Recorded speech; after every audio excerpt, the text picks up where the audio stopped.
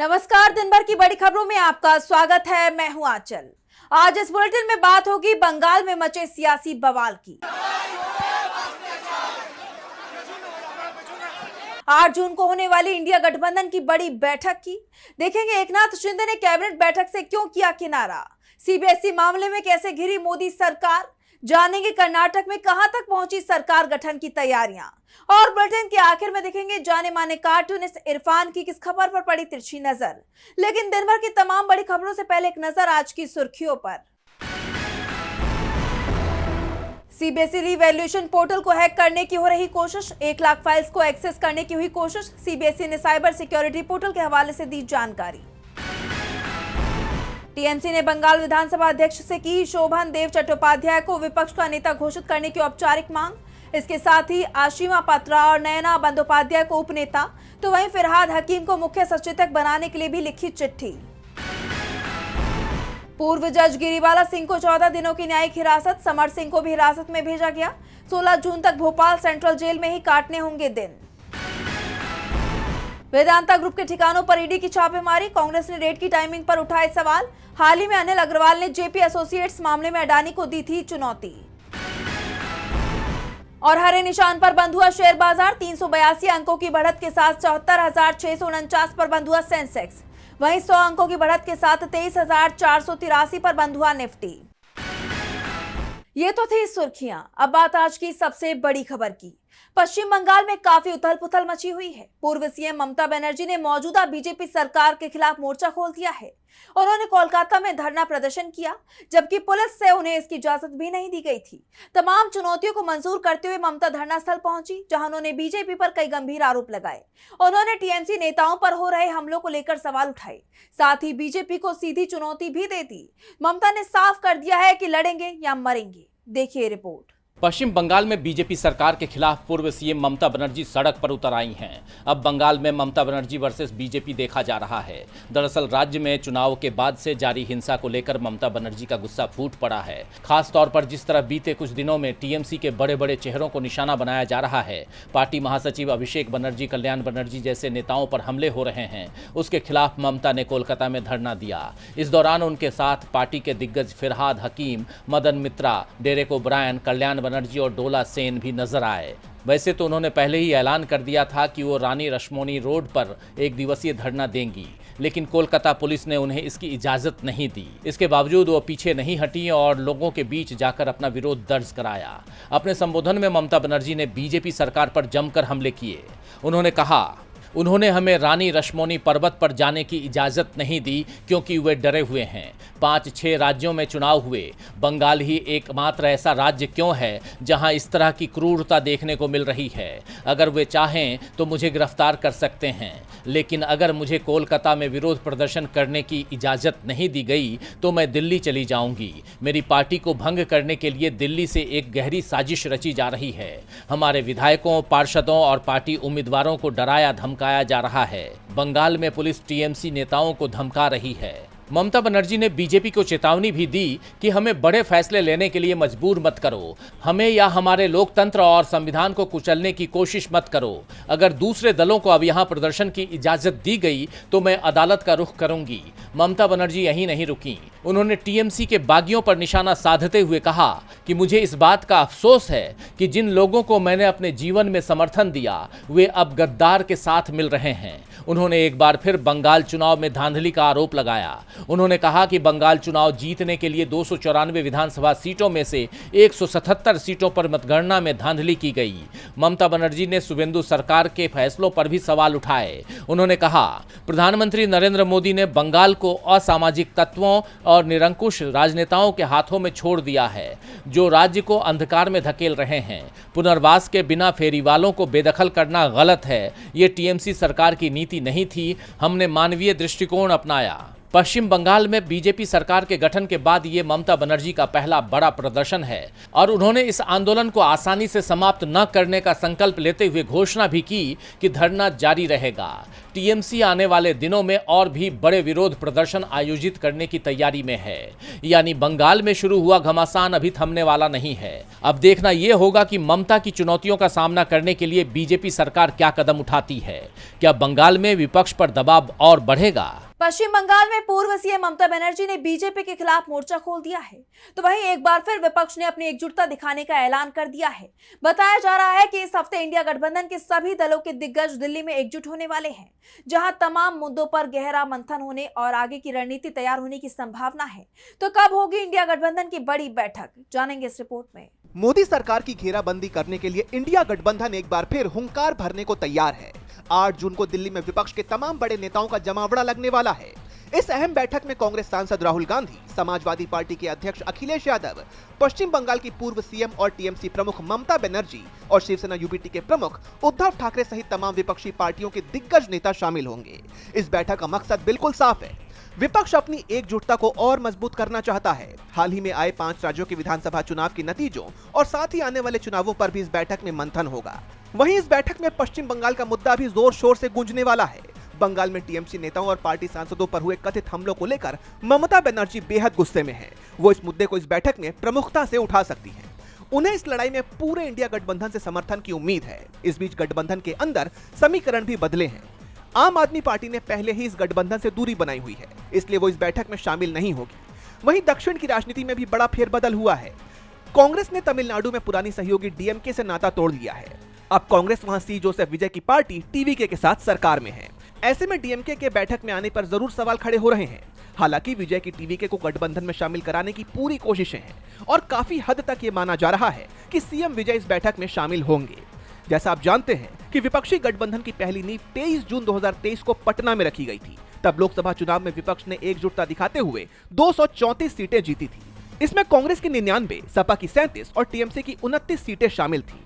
अब देखना होगा कि 8 जून की बैठक से विपक्ष अपनी एकजुटता को नई धार कैसे देता है और आगे की सियासी लड़ाई के लिए क्या रोड मैप तैयार करता है। एक तरफ इंडिया गठबंधन की बैठक को लेकर सियासत गर्म है, तो दूसरी तरफ महाराष्ट्र विधान परिषद चुनाव के लिए हुए सीट बंटवारे के बाद महायुति में खलबली मच गई है। शिवसेना प्रमुख एकनाथ शिंदे लगातार बीजेपी से नाराज बताए जा रही हैं और अब उन्होंने मंत्रालय में हुई कैबिनेट बैठक से भी किनारा कर लिया है, जिसे लेकर कयासों का बाजार गरमाया हुआ है। देखिए रिपोर्ट। 18 जून को महाराष्ट्र विधान परिषद की 17 सीटों पर चुनाव होने हैं, जिसे लेकर राज्य का सियासी पारा हाई है। महायुति में मची अंदरूनी खींचतान अब खुलकर सामने आ गई है। गठबंधन में सीटों का बंटवारा तो हो चुका है, लेकिन एकनाथ शिंदे विधान परिषद की सीटों के बंटवारे को लेकर काफी नाराज चल रही हैं। खासकर नासिक, छत्रपति संभाजीनगर, रायगढ़ और यवतमाल जैसे 4 महत्वपूर्ण क्षेत्रों में उम्मीदवारों को लेकर गठबंधन के सहयोगी दलों के बीच तीखी खींचतान चल रही है। शिंदे गुट का आरोप है कि उनकी हक की सीटें या तो सहयोगी दलों को दे दी गई या खाली छोड़ दी गई है। खबरें हैं कि शिवसेना प्रमुख एकनाथ शिंदे ने मंत्रालय में हुई कैबिनेट बैठक में इसी नाराजगी के कारण हिस्सा नहीं लिया। जैसा आप जानते हैं कि फाइनल फॉर्मूले के मुताबिक 17 में से बीजेपी 11 सीटों पर, शिवसेना 4 पर और एनसीपी 2 सीटों पर चुनाव लड़ेगी। डिप्टी सीएम एकनाथ शिंदे पहले 7 सीटों पर अड़े थे, लेकिन मान मनोबल के शिंदे को 4 सीटों पर संतोष करना पड़ा, जबकि सुनेत्रा पवार के एनसीपी को 3 की बजाय 2 सीटें मिली हैं। इसके अलावा चर्चा ये भी है कि 2022 में शिवसेना में हुई बड़ी बगावत के ठीक 4 साल बाद अब दोनों धड़ वापस साथ आने की तैयारी कर रही हैं। शिवसेना यूबीटी के नेता अंबादास दानवे ने भाजपा पर आरोप लगाते हुए इसके संकेत दिए हैं। वहीं इस पर प्रतिक्रिया देते हुए शिवसेना के वरिष्ठ नेता अब्दुल सत्तार ने भी कहा है कि भाजपा ने जहां शिवसेना यूबीटी के हाथ पैर काट दिए हैं, वहीं छत्रपति संभाजीनगर जिले में शिवसेना का सिर ही काट दिया है। अब बड़ा सवाल यही है कि क्या महाराष्ट्र की राजनीति एक बार फिर करवट लेने वाली है। महाराष्ट्र की राजनीति में एक बार फिर बवाल देखने को मिल रहा है, जिससे बीजेपी की टेंशन बढ़ी हुई है।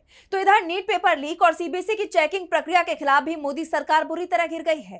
एनएसयूआई ने दिल्ली हाईकोर्ट में याचिका दाखिल कर दी है। इसके साथ ही कांग्रेस सांसद राहुल गांधी ने बाकायदा न्यूज लेटर जारी कर बताया है कि कैसे उन्होंने पूरे हफ्ते इस मुद्दे को उठाया। तो क्या है पूरी खबर, जानने के लिए देखिए रिपोर्ट। सीबीएसई की मार्किंग प्रक्रिया में हुई धांधली पर मोदी सरकार बुरी तरह फंस चुकी है। विपक्ष और जनता तो पहले ही सरकार के खिलाफ नजर आ रहे थे और अब संसदीय समिति भी सख्त हो गई है। परीक्षाओं में हो रही इन गड़बड़ियों को लेकर आए दिन शिक्षा मामलों की संसदीय समिति की बैठक हो रही है और इसी कड़ी में 2 जून को भी कांग्रेस नेता दिग्विजय सिंह की अध्यक्षता में बैठक हुई।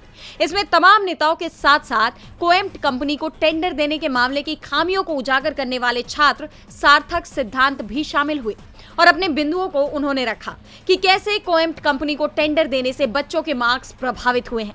करीब 3 घंटे से ज्यादा चली ये बैठक खत्म होने के बाद दिग्विजय सिंह जब बाहर निकले तो उन्होंने मीडिया से कहा कि हम जो भी करेंगे वो छात्रों की भलाई के लिए ही होगा। यही नहीं, संसद की स्थायी समिति ने शिक्षा अधिकारियों, CERT इन और छात्र प्रतिनिधियों को CBSE की कक्षा 12 की ऑन स्क्रीन मार्किंग प्रणाली से जुड़ी शिकायतों की जांच के लिए तलब किया है, जिसमें खामियां, मूल्यांकन में गलतियां और परिणाम जारी होने के बाद सत्यापन संबंधी समस्याएं शामिल है।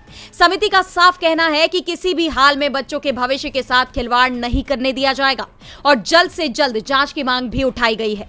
समिति के सख्त रुख से सरकार मामले की जांच कराने के दबाव में आ गई है।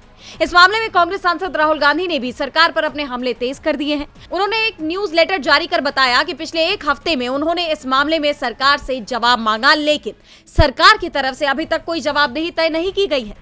साथ ही राहुल ने यह भी साफ कर दिया है कि वो तब तक शांत नहीं बैठेंगे जब तक बच्चों को न्याय नहीं मिलता है। यानी ये साफ हो गया है कि अब मोदी सरकार हर तरफ से घिर चुकी है। शिक्षा व्यवस्था में चूक को लेकर बीजेपी सवालों में घिरी हुई है, तो वहीं कर्नाटक में नई सरकार के गठन को लेकर हलचल तेज हो गई है।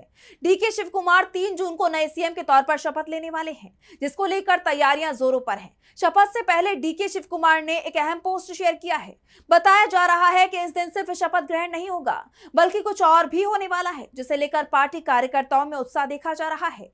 तो क्या है पूरा मामला, जानेंगे इस रिपोर्ट में। कर्नाटक में नए मुख्यमंत्री के शपथ ग्रहण की तैयारियां जोरों पर हैं। पूर्व मुख्यमंत्री सिद्धरामैया के 28 मई को इस्तीफे के बाद अब कांग्रेस के दिग्गज नेता डीके शिव कुमार 3 जून को राज्य के अगले मुख्यमंत्री के तौर पर शपथ लेने जा रहे हैं। इस बड़े मौके से ठीक पहले डीके शिव कुमार ने एक्स पर एक पोस्ट शेयर किया। उन्होंने अपनी इस राजनीतिक यात्रा का श्रेय गांधी परिवार को दिया है। शिव कुमार ने लिखा कि उनकी जिंदगी और राजनीति में गांधी परिवार ने हमेशा उनका साथ दिया और उन पर अटूट भरोसा जताया। उन्होंने संकल्प लिया है कि वो समृद्ध और समावेशी राज्य बनाने के लिए पूरी ईमानदारी से काम करेंगे। अपने शुरुआती राजनीतिक दिनों को याद करते हुए शिव कुमार ने पूर्व प्रधानमंत्री राजीव गांधी का विशेष आभार माना। उन्होंने लिखा, मैं अक्सर राजीव गांधी जी के बारे में सोचता हूँ। उन्होंने मेरे भीतर उस काबिलियत को तभी पहचान लिया था जब मैं खुद भी इसे नहीं देख पा रहा था।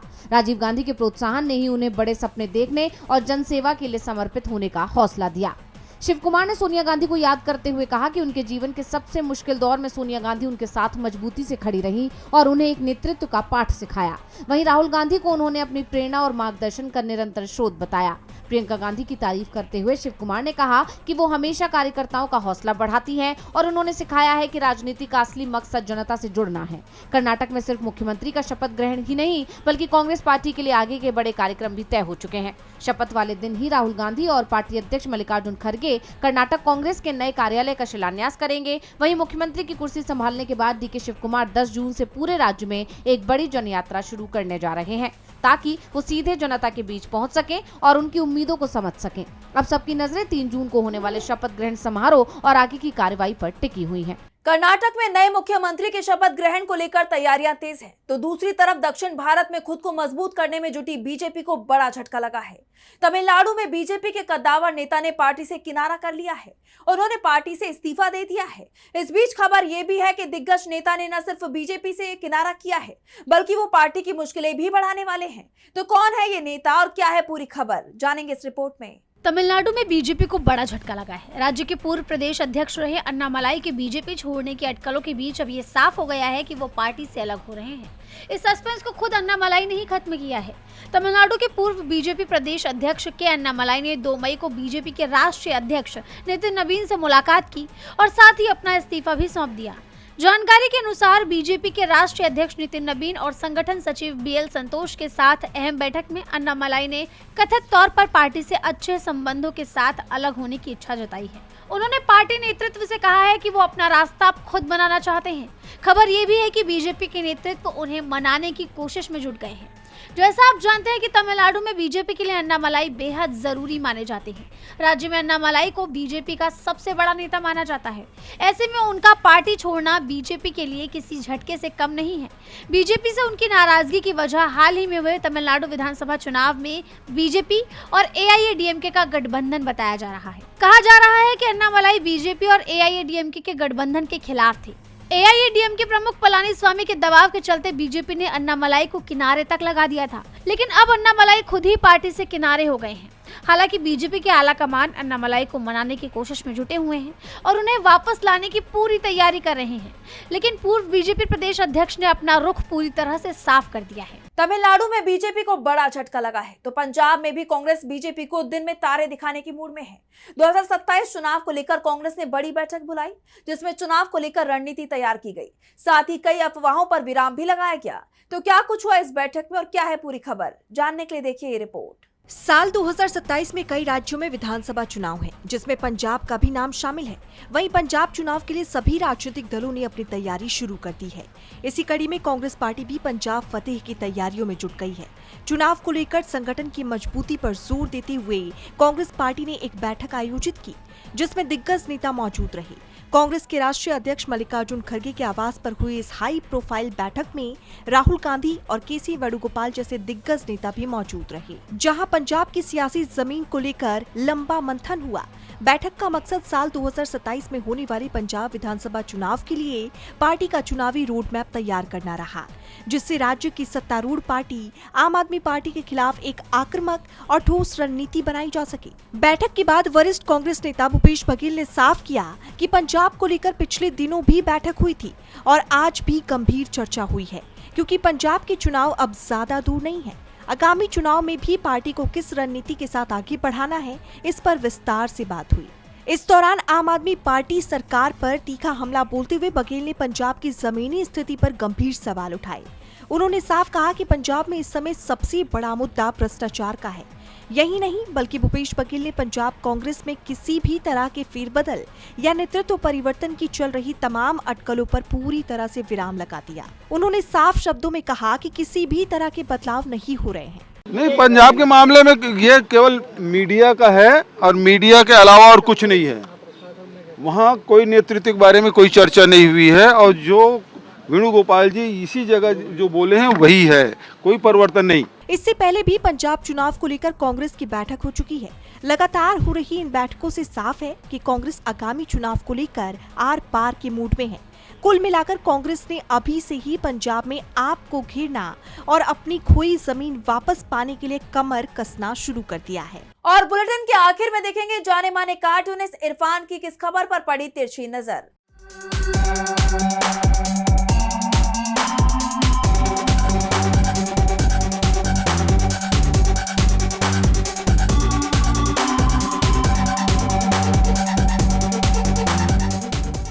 बिहार में इन दिनों बंगलों को लेकर के खासी उठापटक चल रही है।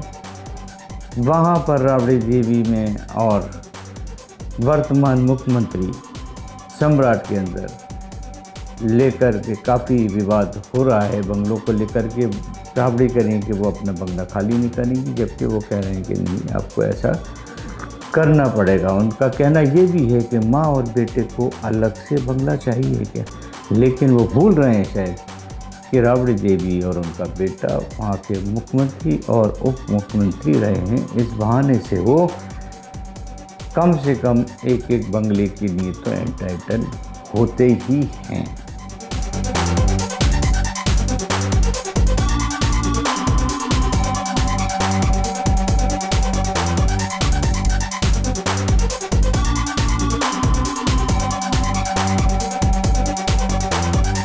बहुत बहुत शुक्रिया इरफान जी। तो आज इस बुलेटिन में इतना ही। आप देखते रहिए डीवी लाइव। नमस्कार।